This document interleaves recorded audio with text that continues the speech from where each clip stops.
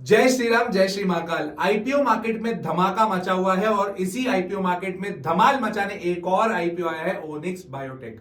छोटा सा आईपीओ 29.34 करोड़ का आईपीओ है।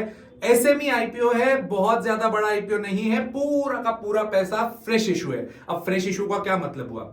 जब आईपीओ आप कहीं पर भी अपना लॉन्च करते हैं तो आप मार्केट से, पब्लिक से जो पैसा लेते हैं उसके दो नॉर्मली ऑब्जेक्ट होते हैं, एक ऑफर फॉर सेल और दूसरा होता है fresh issue. Offer for sale का मतलब existing share holders, existing promoters अपना स्टेक बेच देते हैं और आपको अपना स्टेक बेचेंगे, आपसे पैसा ले लेंगे। फ्रेश इशू का मतलब आपसे जो पैसा लिया जा रहा है ये प्रमोटर अपने लिए नहीं ले रहे हैं, ये स्पेसिफिकली कंपनी में लगाया जाएगा। और ये वाली चीज मुझे बहुत पॉजिटिव लगती है। ये पूरा का पूरा इशू जो है वो फ्रेश इशू है, नंबर वन। सेकेंडली, 58 से 61 इसकी प्राइस बैंड करी हुई है। दैट मींस कि 2000 शेयर्स का एक लॉट है। Maximum as a retail investor आप एक ही ले सकते हो, और अगर आपको ज्यादा लॉट्स चाहिए तो आपको 4 लॉट्स लगाने पड़ेंगे, एचएनआई कैटेगरी में आना पड़ेगा। तो सबसे पहले basics of this IPO has been clear, जहां पर कितने का आईपीओ है, उसका क्या प्राइस रेंज है और कि किस चीज के लिए यूज होगा, अभी हम डायरेक्टली और डेप्थ में बात करेंगे, विच is a second point. Company basically करती क्या है? कंपनी का काम है इंजेक्शन को, जो स्टेराइल वाटर होता है या ड्राई इंजेक्शन है वो बनाने का काम है। फार्मा कंपनी है ये। तो इनको पैसा क्यों चाहिए भाई? पैसा किसी पर्पस के लिए चाहिए। इनके पास डेट है, एक तो डेट का रीपेमेंट करेंगे और दूसरी चीज इनको अपनी कंपनी एक्सपैंड करनी है। मैन्युफैक्चरिंग यूनिट जो इनकी है इनको एक्सपैंड करनी है, which is a positive sign. जो पैसा ले रहे हैं वो सीधा सीधा कंपनी के डेवलपमेंट में होंगे। तो ये मुझे पर्सनली बहुत पॉजिटिव पॉइंट लगता है। इनके क्लाइंट्स कौन है? ग्लेनमार्क फार्मा है, सन फार्मा है, मैनकाइंड है, और भी है, बट ये 3 दिग्गज नाम थे जो कि मेंशन करना बहुत जरूरी है। इसके अलावा अगर हम बात करें कंपनी के फाइनेंशियल्स की, तो फाइनेंशियल देखो ग्रो तो किए हैं, 2022 से 2023 में ग्रो नहीं किए हैं, 23 से 24 में ग्रो किए हैं। यार ये वाली चीज ना मेरे को हमेशा थोड़ी क्वेश्चनेबल लगती है कि कंपनी का जैसे ही आईपीओ आने लगता है ना, एकदम से फाइनेंशियल्स चेंज होने लग जाते हैं, एकदम से फाइनेंशियल्स बढ़िया होने लग जाते हैं। बट ठीक है, अब बढ़िया हो रहे हैं तो अच्छी बात है। तो अगर मैं कंपेयर करूं रेवेन्यू को, रेवेन्यू 2022 में इट वाज 44.98 करोड़, जो कि बढ़कर, सॉरी घटकर 2023 में 40 करोड़ के आजू बाजू रहा, और 24 में 54 करोड़ का आजू बाजू इनका रेवेन्यू था। मतलब 40 करोड़ से 54 करोड़, विच इज अ गुड ग्रोथ। अगर आपका रेवेन्यू 30-35% से ग्रो कर रहा है, it is good, fairly good. But 31 मार्च 2024 से लेकर 31 मई का जो डेटा इन्होंने पब्लिश किया है उसमें 10 करोड़ की इन्होंने सेल करी है। माना जा रहा है कि इन्होंने अच्छी सेल इस बार भी करनी है। टोटल मिला के करीब 60 करोड़ के आजू बाजू करने का अनुमान है, बट लेट्स सी।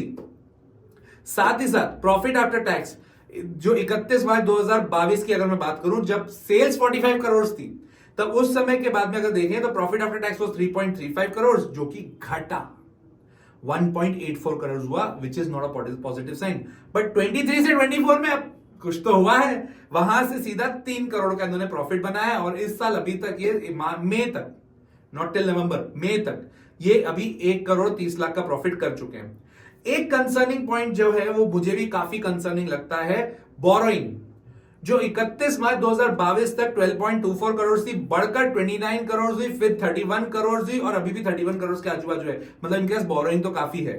29.34 करोड़ का आईपीओ, अगर उसमें से कुछ बोरोइंग्स घटा देंगे तो ऑटोमेटिकली फ्यूचरिस्टिक कंपनी को ब्याज कम पे करना पड़ेगा, और क्योंकि ब्याज कम करना पड़ेगा तो ऑटोमेटिकली प्रॉफिटेबिलिटी कंपनी की बढ़ जाएगी। और भी और डेप्थ में जाए तो रिटर्न ऑन इक्विटी इनका 5% है, which is not at all good. बिल्कुल भी मजेदार चीज नहीं है।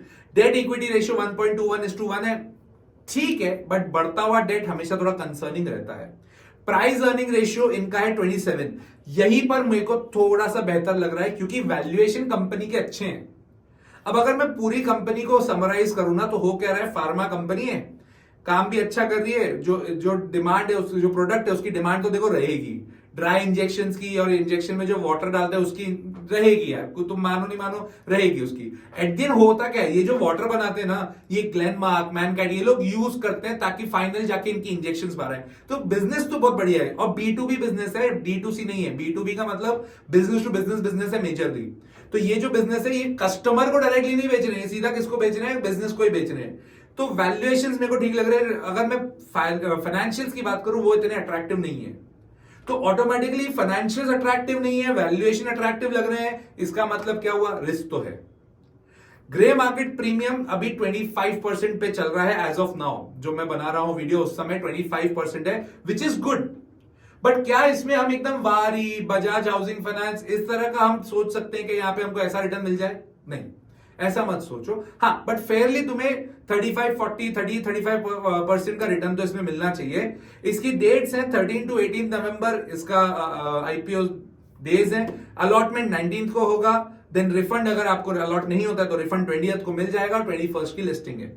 अब इसमें मैं क्या करने वाला हूं, सबसे पहली चीज एसएमई आईपीओ यूजुअली मैं प्रेफर नहीं करता हूं। नीलम लिनन का भी मैंने जब बताया था तो अभी तो अच्छा चल रहा है वो, उसका काफी अच्छा ग्रे मार्केट प्रीमियम भी चल रहा है, बट इफेक्टिवली एसएमई आईपीओ में मेरा इंटरेस्ट थोड़ा कम होता है। But usually I analyse it for my clients as well as for you guys. So अगर देखा जाए रिस्क लेना चाहते हो, अगर आपका पोर्टफोलियो, क्योंकि इसकी एक मात्र अगर मैं इसका लॉट लगाऊंगा तो 1,22,000 के करीब करीब बैठता है। तो अगर आपका टोटल पोर्टफोलियो 20 से 25 लाख के बीच में, तो एक लॉट लगा लेना। बाकी और लगाना भी इसलिए बोल रहा हूं ताकि आप रिस्क अपनी मैनेज कर पाओ। ये कोई बाइंग सेलिंग रिकमेंडेशन नहीं है, बट ये कैलकुलेशन ऐसी होता है। मैं नहीं लगाता हूं क्योंकि एसएमई आईपीओ में यूजुअली मेरा इंटरेस्ट कम होता है, बट ध्यान रखिएगा रिस्क तो है क्योंकि एसएमई आईपीओ है। तो ध्यान से अपना ट्रेड करिए। जय श्री राम, जय श्री महाकाल।